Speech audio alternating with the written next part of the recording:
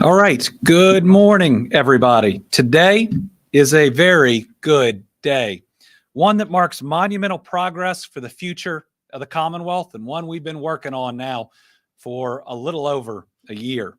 Because today, I'm incredibly pleased to announce what I believe is the largest single provision of funding for high-speed internet in the Commonwealth's history.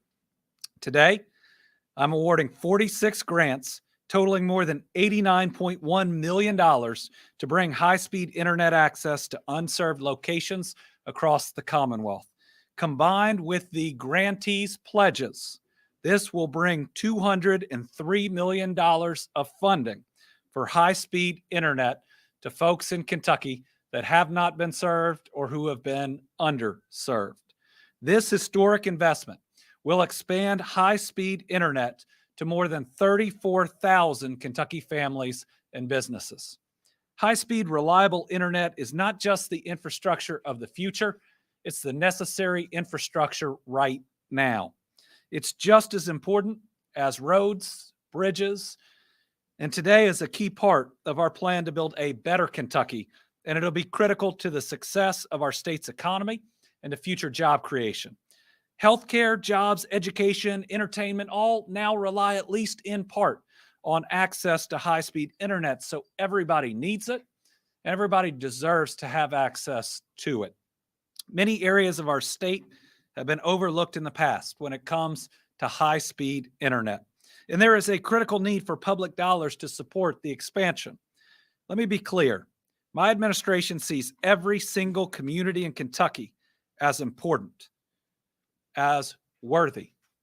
And we are committed to making these investments in high-speed internet across every part of Kentucky.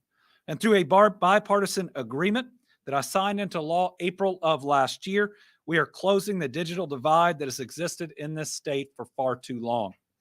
And the pandemic really amplified just how critical it is for all Kentuckians to have reliable, affordable internet access to stay informed and to stay connected. I'm excited about the progress that we are making under our Better Kentucky plan to bring high-speed internet to all Kentuckians. So today, we're announcing 46 grants that are being awarded to 12 internet service providers and local governments across 36 counties. These recipients have pledged the required funds to match the state's contributions, bringing the total investment for this round of internet expansion awards to over $203 million. These grant recipients are, let's start right here where we are today. The Frankfort Water and Electric Plant Board will receive more than $8 million with an overall project investment of more than $16 million to expand access to more than 1,900 currently unserved homes and businesses in Franklin County.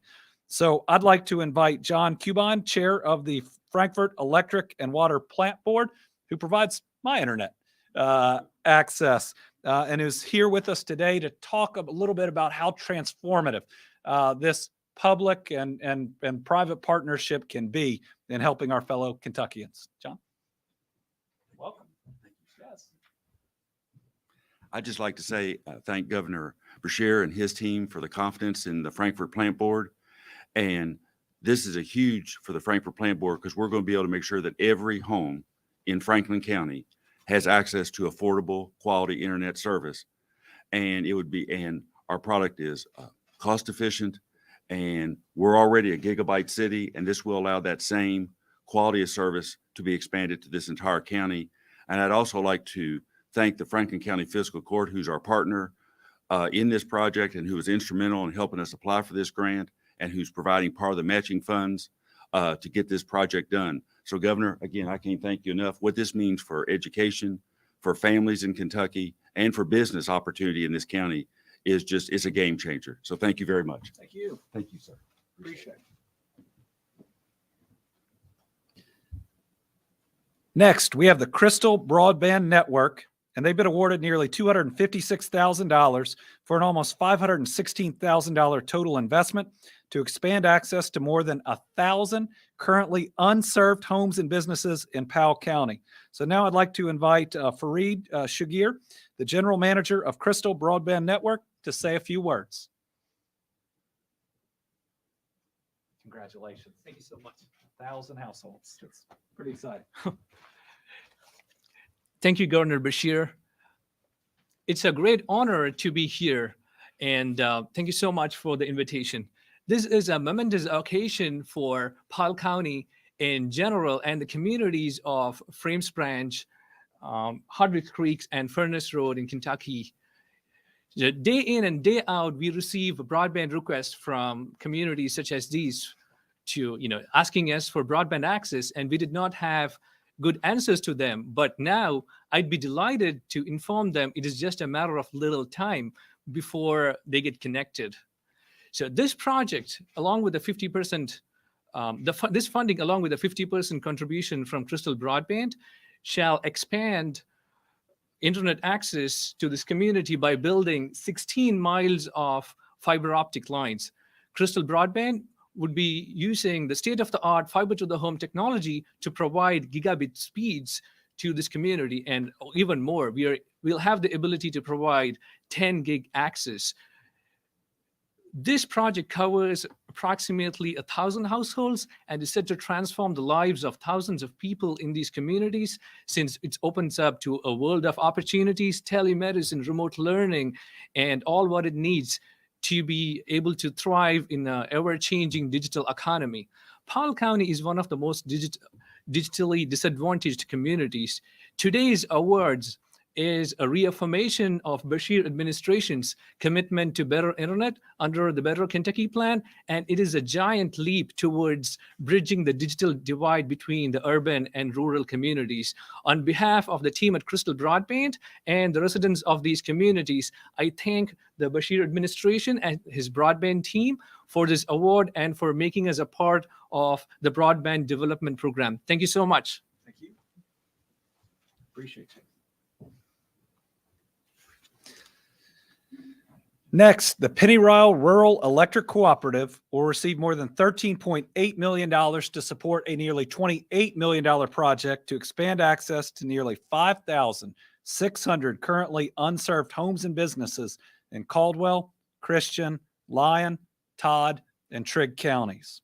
The West Kentucky Rural Telephone Co-op Corporation has been awarded more than $3.3 million for a more than $6.7 million project to expand access to 843 currently unserved homes and businesses in Callaway and in Marshall counties.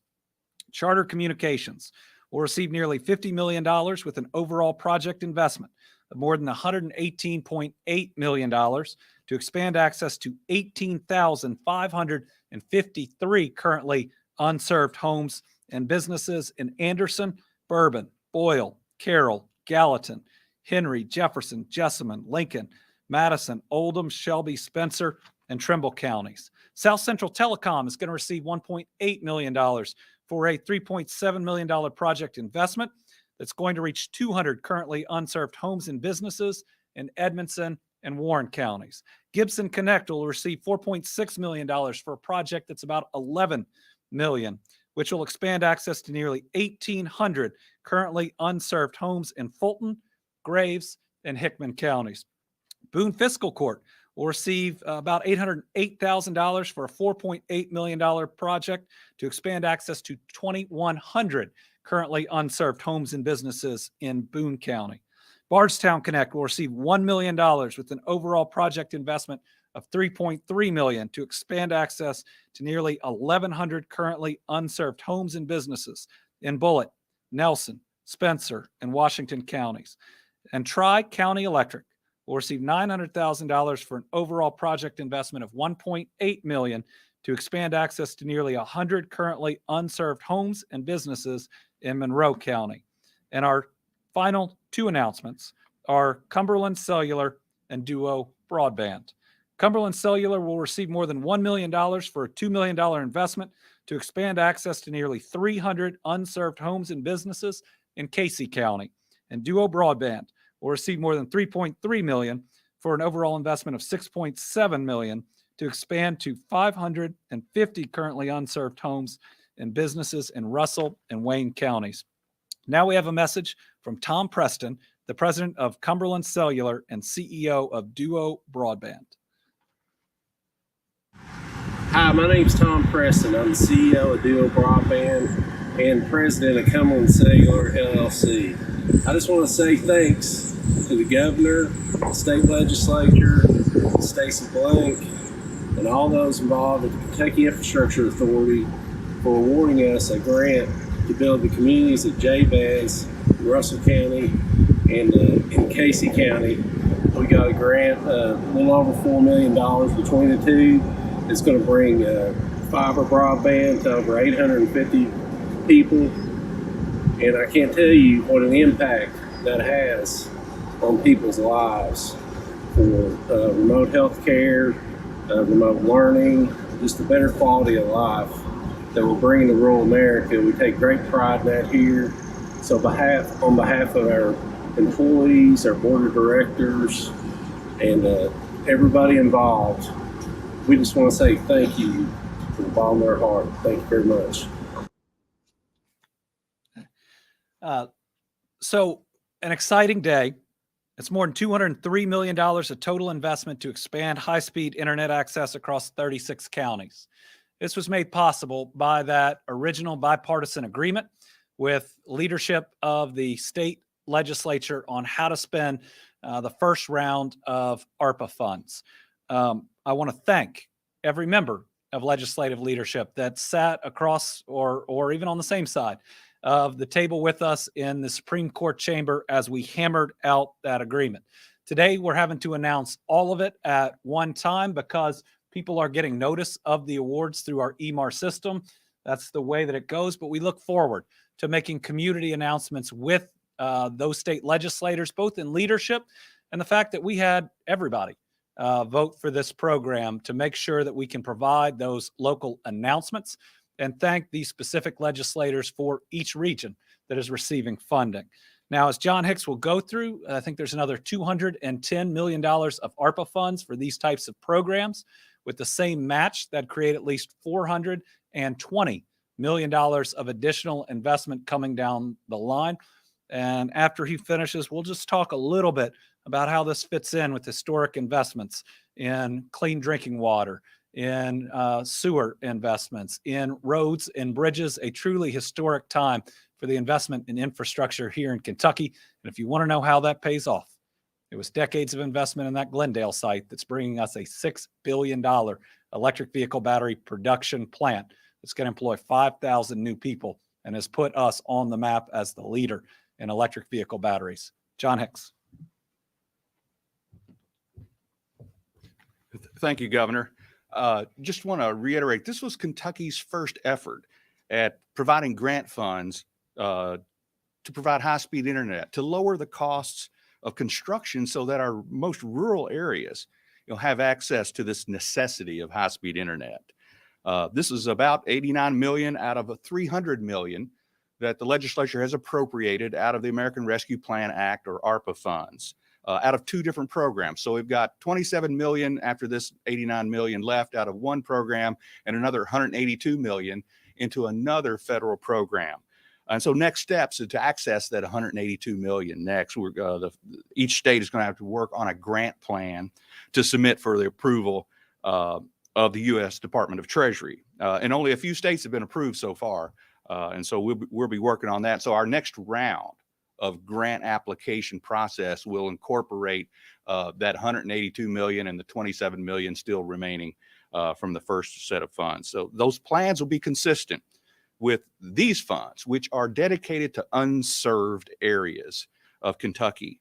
And it's consistent with the governor's priority that be the first money out, to get people who have unserved, no service, or service so very slow it's defined as unserved. And the House Bill 315, which passed this last session of the General Assembly, is also consistent to first fund those unserved areas with the next several rounds of federal infrastructure money. And so And one other thing that's happening as a part of House Bill 315, we're standing up Kentucky's first Office of Broadband Development to help administer and create a master plan for Kentucky to provide service, universal service to every Kentuckian through the federal dollars that are coming down, because there'll be another tranche of dollars coming out of the federal infrastructure bill that will follow the funds that we were just describing today. So with that, we're kind of in a first chapter of many chapters of bringing high-speed internet to our particularly very rural areas of Kentucky. Thank you, Governor.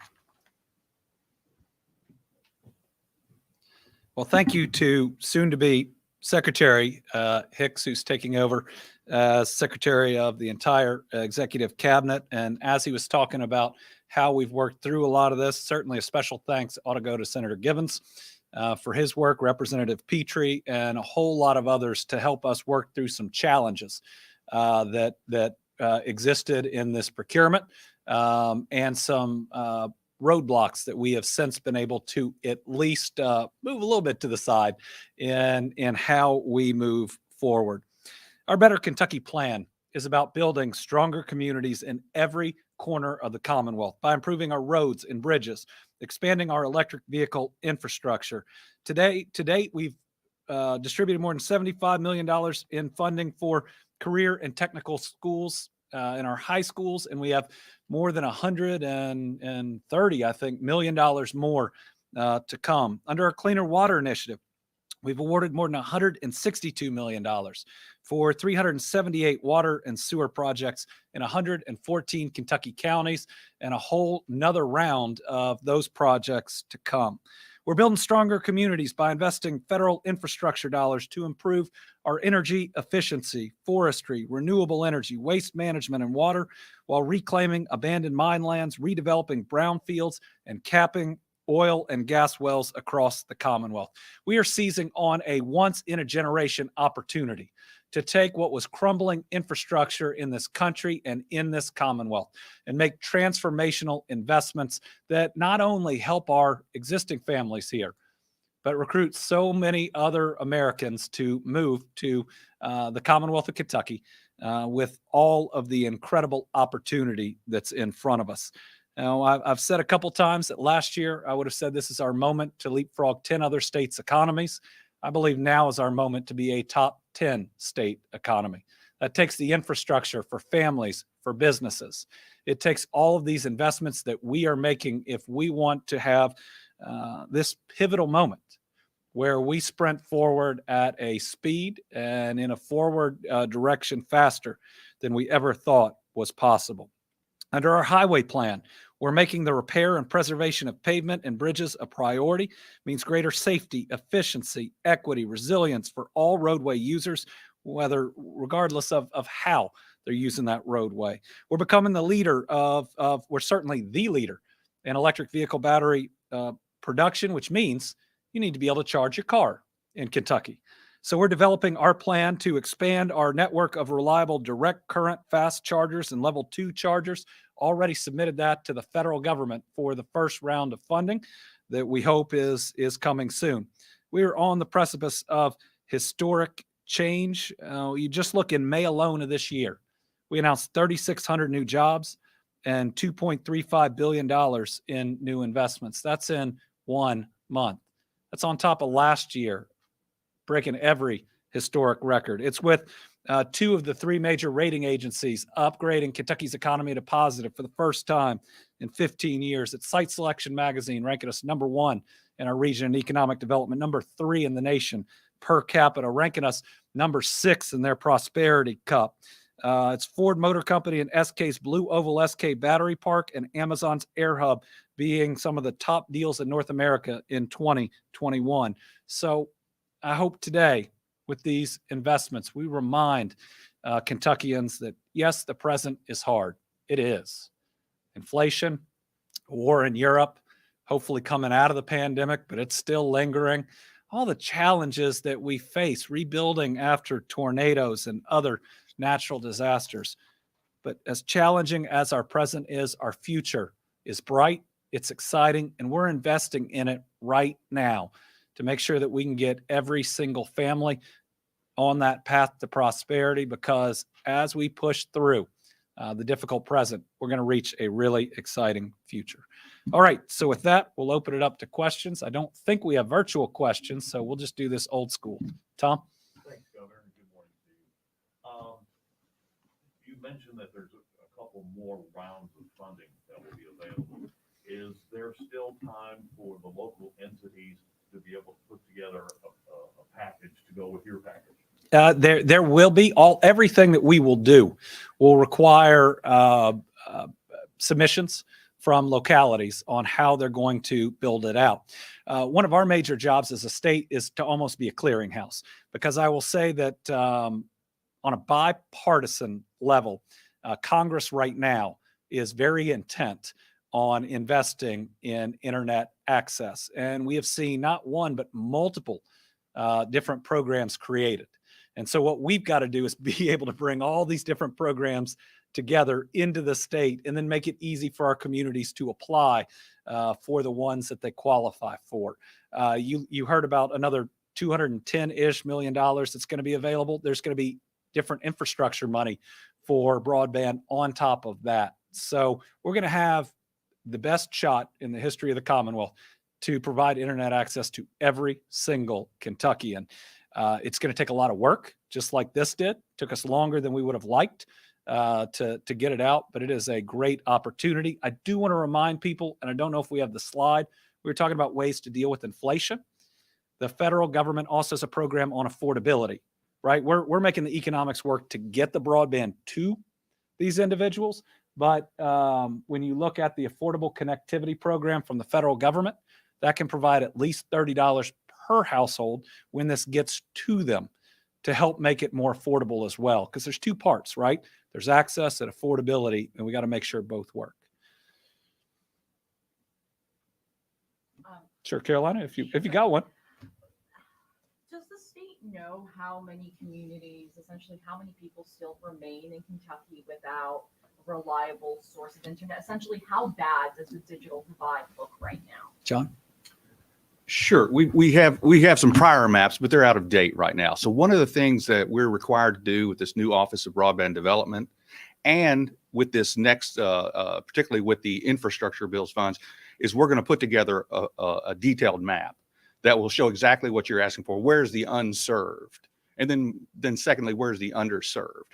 Secondly, the Federal Communications Commission is required by federal law to put out a new map that's more detailed than they've had before. They used to have a map that said if there was a household in a census block that was served, then the whole census block was served, but that didn't tell you what was really unserved. And so they're going to have a much better map that's going to come out probably by the end of this calendar year that states will actually look at and challenge to see if they've got it right, because the infrastructure bill's funding is going to be somewhat dependent upon your state's share of unserved and underserved populations from that FCC map. So we're going to have several efforts that are going to answer that question, which is how are we doing and where do we have gaps?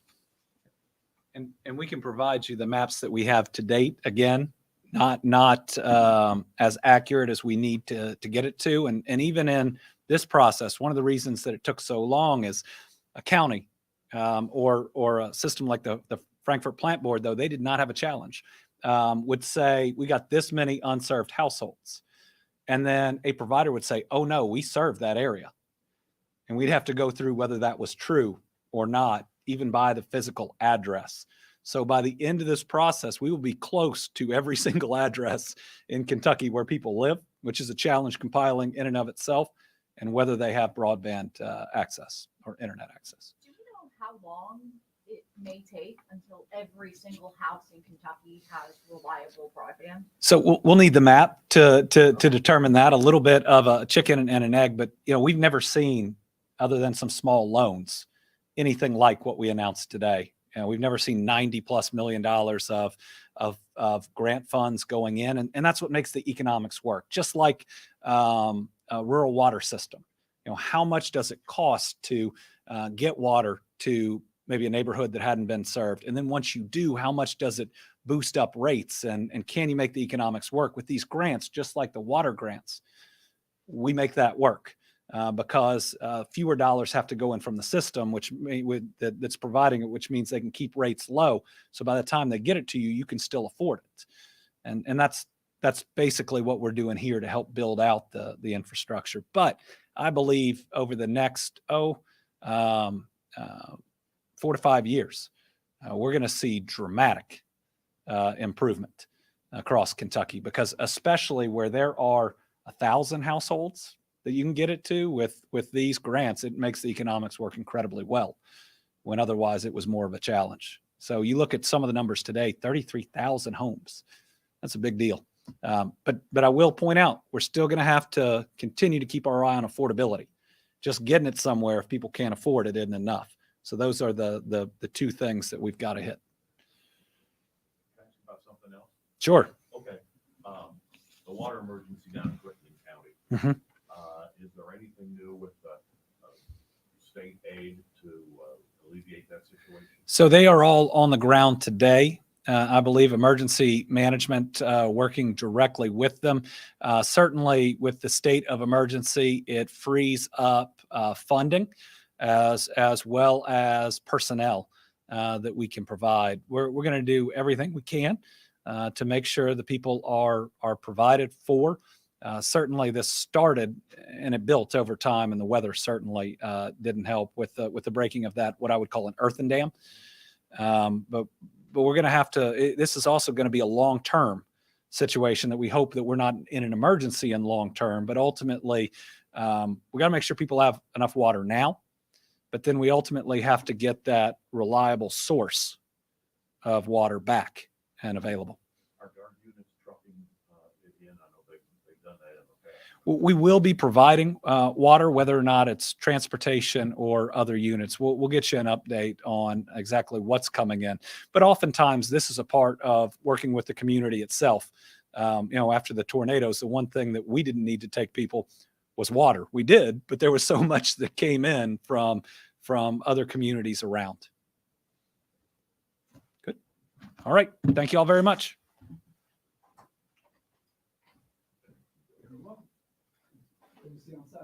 Yes, sir. Good to see you again. You want to be out.